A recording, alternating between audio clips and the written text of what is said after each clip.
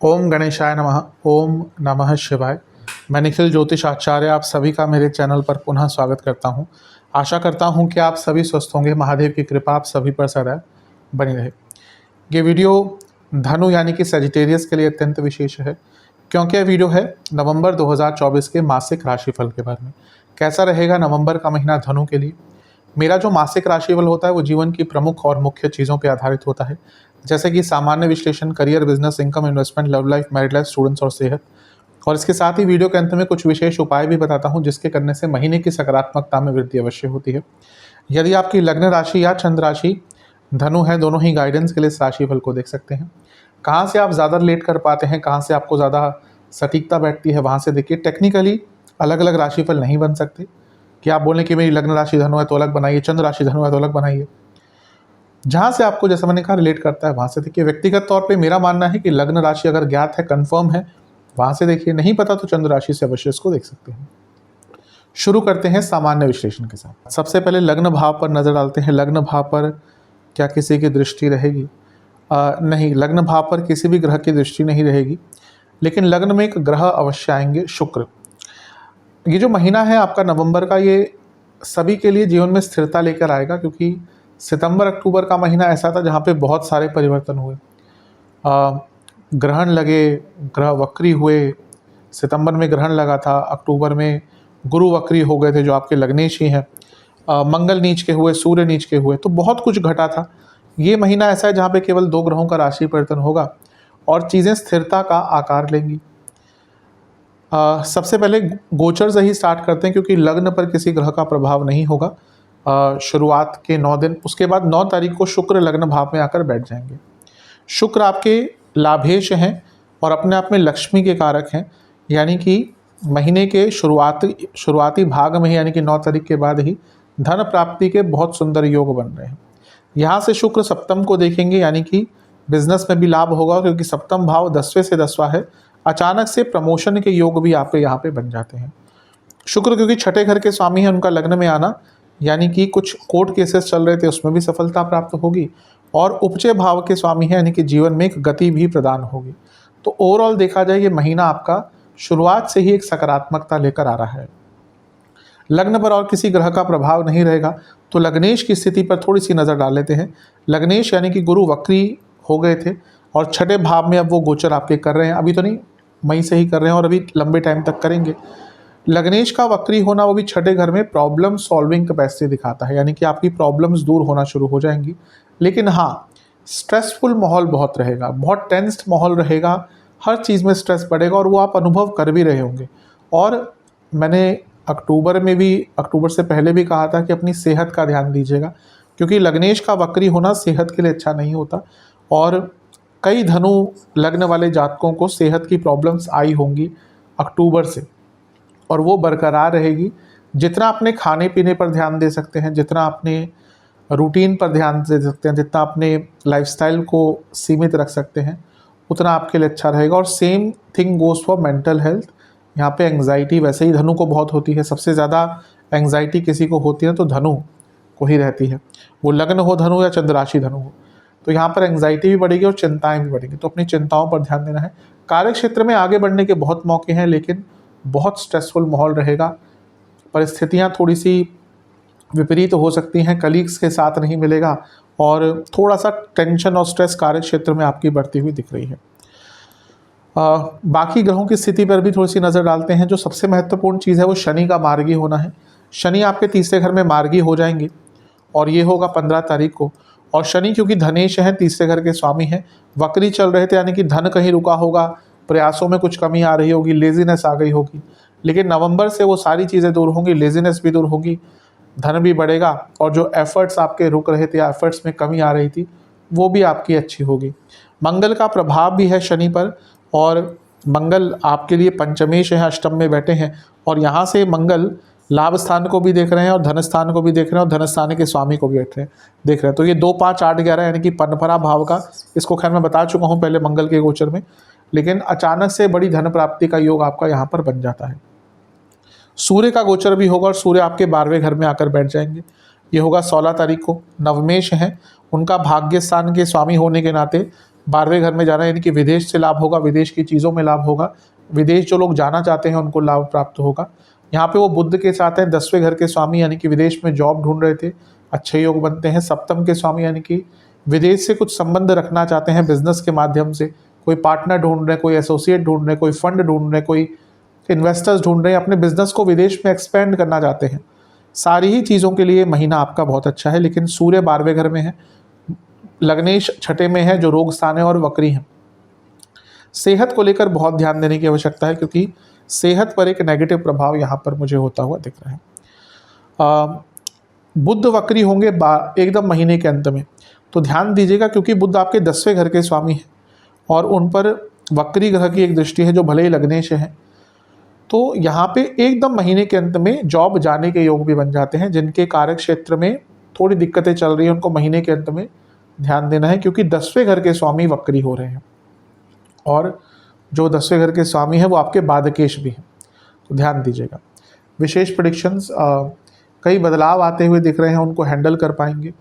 जो आपने चेंजेस लाए हैं जीवन में उसका लाभ दिखेगा। यात्राओं के बहुत योग हैं, बहुत बार आपको भाग्य का साथ मिलेगा, ऐसा लगेगा कि डिवाइन प्रेजेंस है आपके पास, आपके साथ में।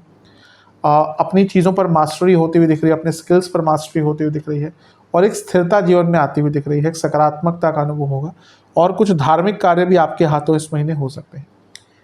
नेगेटिव, कभी कभी अकेलेपन का एहसास होगा।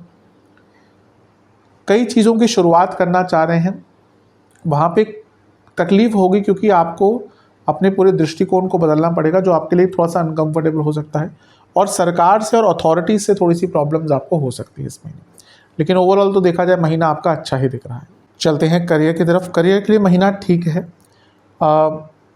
जो लोग जॉब चेंज करना चाहते हैं बहुत अच्छा महीना है। कारण क्या है, केतु ऑलरेडी 10वें घर में है, वक्री बृहस्पति अचानक से नए मौके आपको जॉब चेंज करने के दे सकते हैं।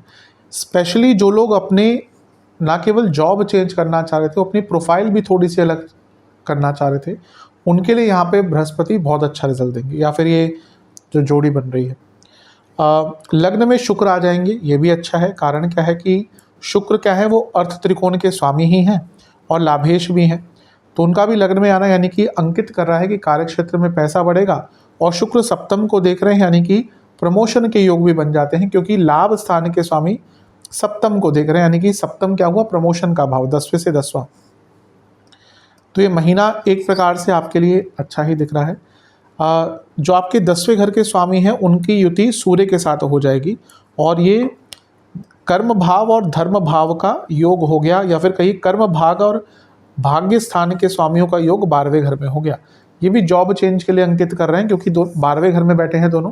12वां भाव भी जॉब चेंज के लिए और विदेश की जॉब के लिए बहुत अच्छा है। बस ध्यान, जैसे मैंने अभी सामान्य विश्लेषण में कहा था कि 10वें घर के स्वामी और आपके बाधकेश महीने के अंत में वक्री हो रहे हैं और वो 10वें से 12वें के स्वामी के साथ भी हो रहे हैं। तो जिनका समय अच्छा नहीं चल रहा उनके साथ दो चीज़ें हो सकती है, या तो अचानक से आपका डिमोशन हो सकता है। आजकल कॉर्पोरेट सेक्टर्स में ये बहुत होता है कि अगर आप अच्छा काम नहीं करते तो आपका डिमोशन भी हो जाता है, आपको डाउनग्रेड कर दिया जाता है, आपको किसी ऐसे प्रोसेस में डाल दिया जाता है जो आपके लिए सूटेबल नहीं है, आपके स्किल्स एक्सपीरियंस के हिसाब से नहीं होता। पहले हम बड़ी जो IAS IPS आदि, IPS में मिल लिया जो पुलिस सर्विसेज, तो उसमें हम कहते हैं शंटिंग कहते थे इसको, कि हाँ अगर किसी ने कुछ विरोध किया, विरुद्ध गए तो शंटिंग हो जाती थी। आजकल वो कॉर्पोरेट सेक्टर में डाउनग्रेडिंग के नाम से बहुत प्रचलित है, या फिर उनका डिमोशन हो जाता है। तो वो चीज़ हो सकती है, अचानक से ट्रांसफर्स हो सकते हैं डिपार्टमेंटल, या फिर बहुत ही बुरा समय चल रहा है तो यहाँ पे आपको आपके जॉब जाने के भी योग बन सकते हैं। तो महीने के अंत में थोड़ा केयरफुल रहने की आवश्यकता है, वरना महीना ठीक ठाक है। विशेष प्रेडिक्शन, अपने माइंड को क्लियर करने का मौका मिलेगा और अपने ऊपर कॉन्फिडेंस अधिकतम पूरे महीने रहेगा आपका। अपने स्किल्स को प्रदर्शित कर पाएंगे, अच्छे मौक़ों का लाभ उठा पाएंगे, जो मुश्किल मौके हैं उन पर उभर कर सामने आ पाएंगे। भाग्य का साथ बहुत जगह पर मिलेगा। बदलने के लिए बहुत अच्छा टाइम है, कुछ नई स्किल्स सीखने के लिए बहुत अच्छा टाइम है और अपने पूरे माइंडसेट को चेंज करने का बहुत अच्छा ये महीना आपका दिख रहा है। नेगेटिव क्या हो सकता है, वाणी पर कंट्रोल ना रह पाना, ओवर एंथुजियाज्म, बैलेंस ना रख पाना अपने माइंड में, अपने व्यक्तित्व में, अपने वाणी पर और अपनी बॉडी लैंग्वेज पर। यहाँ पे मुझे एक ही प्रॉब्लम दिख रही है कि आपकी बॉडी लैंग्वेज के कारण कुछ प्रॉब्लम्स हो सकती हैं और उसका एक प्रभाव आपकी छवि पर भी पड़ सकता है, तो उस पर भी ध्यान दीजिएगा, अदरवाइज तो महीना आपका ठीक है। चलते हैं बिजनेस की तरफ। बिजनेस के लिए ओवरऑल महीना बहुत अच्छा है।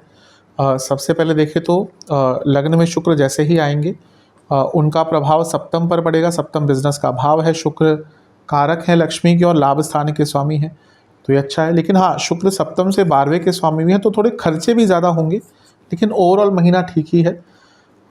सप्तम का जो योग है, सप्तमेश का जो योग है वो सूर्य से हो जाएगा 16 तारीख तक। 16 तारीख को सप्तम भाव बिजनेस का है, तो उनका योग नवम भाव के स्वामी के साथ होगा, यानी कि बिजनेस में आपको भाग्य का साथ भी मिलेगा। और सूर्य है यानी कि सरकारी बाधाएं भी दूर हो सकती है, लेकिन क्योंकि 12वें घर में है तो सरकारी कार्यों पे खर्चे बहुत होंगे और overall expenses on the higher side ही आपके बिजनेस में रहेंगे। लेकिन ओवरऑल ये कह सकते हैं कि महीना बिजनेस के लिए अच्छा है। सप्तम से त्रिकोण में एक बड़े ग्रह मार्गी हो रहे हैं, यानी कि जो भाग्य का साथ आपको नहीं मिल रहा था पिछले कुछ टाइम से, वो भी मिलना शुरू हो जाएगा। ओवरऑल ये महीना बिजनेस के लिए अच्छा ही है। विशेष प्रेडिक्शन, पैसा आएगा।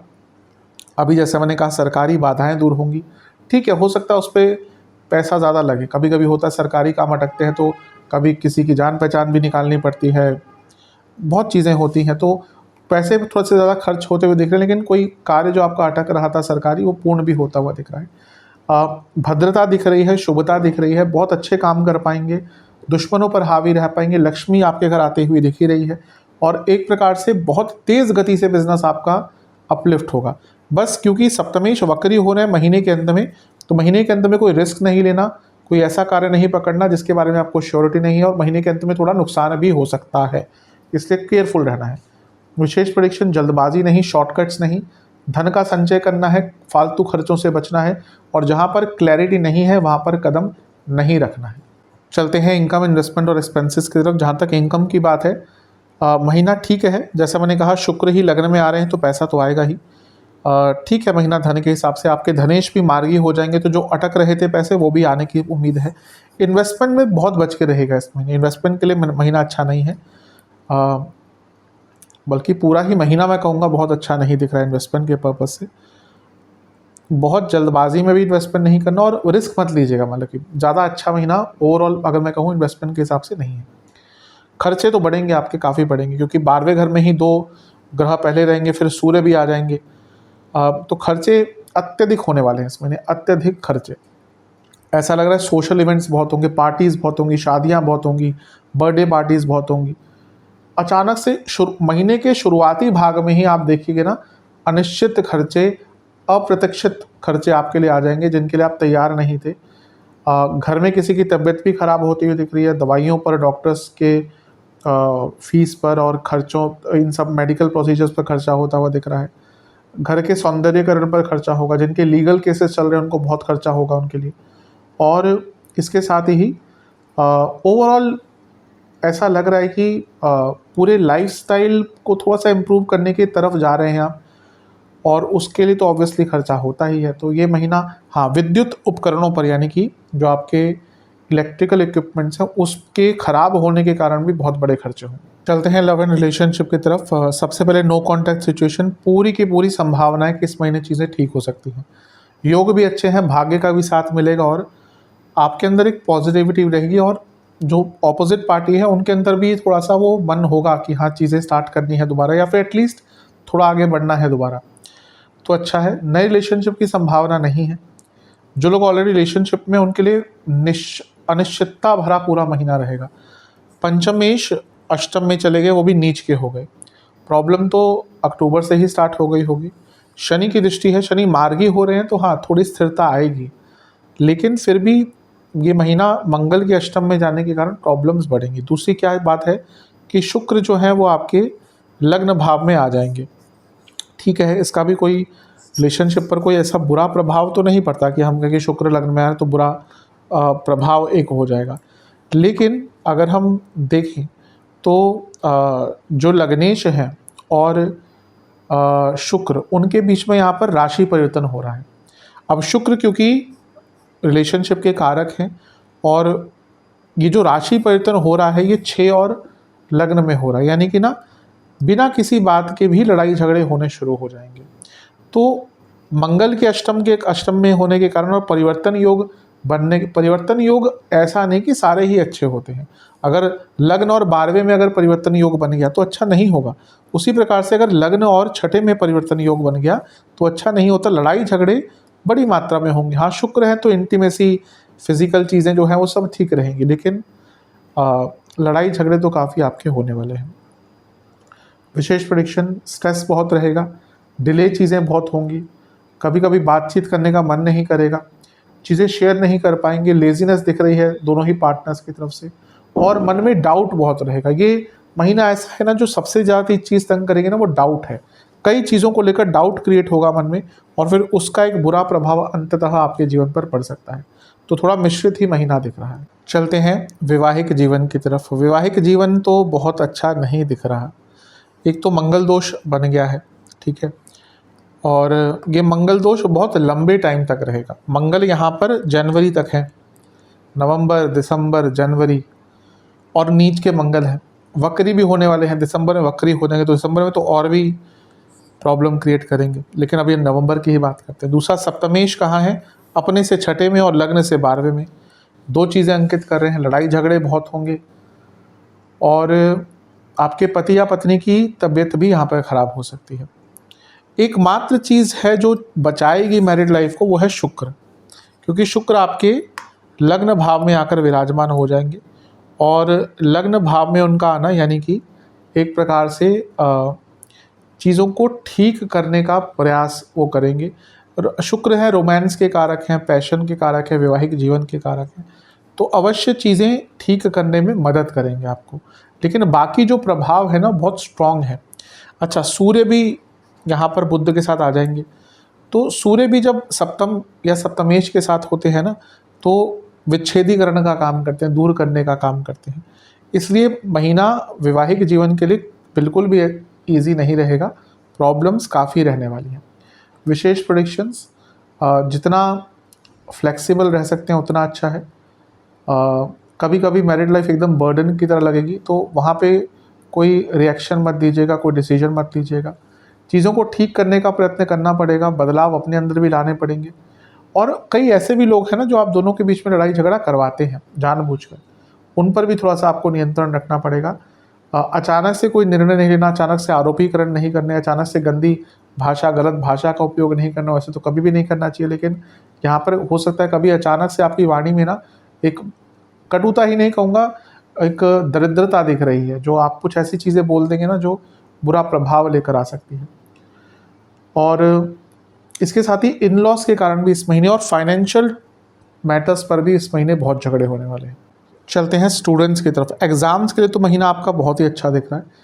शुरुआती 10 दिन भी अच्छे हैं, बीच के 10 दिन भी अच्छे हैं, बीच के 10 दिन में थोड़ा सा ध्यान देना है, क्योंकि एक तो ओवर कॉन्फिडेंस भी दिख रहा है और आप ध्यान मतलब कि इतनी चीज़ें हो सकती हैं स्टार्ट पर्सनल लाइफ में या अदरवाइज़ प्यार मोहब्बत की चीज़ें भी दिख रही हैं, उसके कारण ध्यान भटक सकता है। समय अच्छा है, अंतिम 10 दिन भी अच्छे हैं। स्टूडेंट्स के लिए ओवरऑल महीना ठीक ठाक है। अगर देखें तो आपके जो पंचमेश हैं वो अष्टम में हैं, ठीक है, लेकिन वो विपरीत राजयोग भी बना रहे हैं, इसलिए स्टूडेंट्स के लिए बुरा प्रभाव नहीं होगा। बस महीने के अंत में ध्यान दीजिएगा, जब बुध वक्री हो जाएंगे, बुध आदित्य योग तो 16 तारीख से ही बन जाएगा, जो स्टूडेंट्स के लिए अच्छा होता है, लेकिन बुध का वक्री होना स्टूडेंट्स की रिटेंशन पावर पर थोड़ा सा नेगेटिव प्रभाव डालता है। अदरवाइज महीना ये अच्छा है।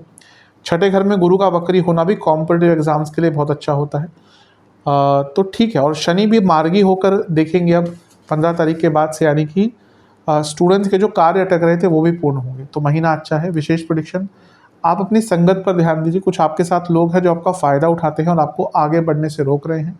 मेंटली कभी कभी बहुत टायर्ड फील करेंगे, इसलिए मेंटली ब्रेक लेने की आवश्यकता भी है।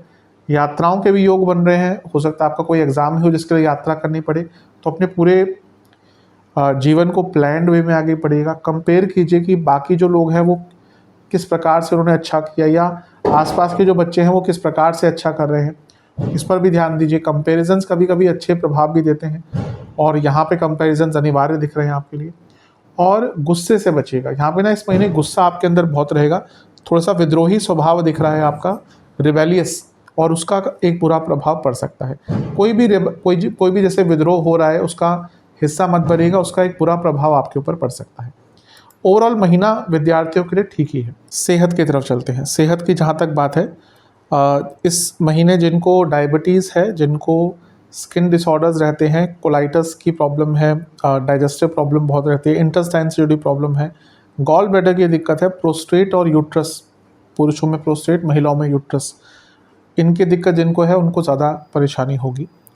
शुरुआती 10 दिन आँखों के रोग, फीवर, इन्फेक्शंस, दांतों की प्रॉब्लम और गले के रोग। बीच के 10 दिन बीपी, पेट के रोग, एंग्जाइटी, स्लीप डिसऑर्डर्स, सर के रोग। अंतिम 10 दिन कॉन्स्टिपेशन, वात रोग, नसों के रोग और जोड़ों का दर्द काफ़ी तंग करने वाला है। उपाय की बात कर लेते हैं। आपको किसी भी शिव मंदिर में जाकर महादेव का पंचामृत से अभिषेक करना है, फिर गंगा जल से अभिषेक करके पुष्पमाला अर्पण करके खीर और हलवे का भोग लगाना है। ओम सर्वेश्वराय नमः मंत्र का 108 बार जाप करना है, शिव चालीसा का 3 बार पाठ करना है और कुछ शिव चालीसा की पुस्तकों का भी दान करना है। आशा करता हूँ कि वीडियो काम आएगी। चैनल पर नए हैं सब्सक्राइब कीजिए, वीडियो को लाइक कीजिए। मिलता हूँ अगले वीडियो में, तब तक के लिए ओम नमः शिवाय।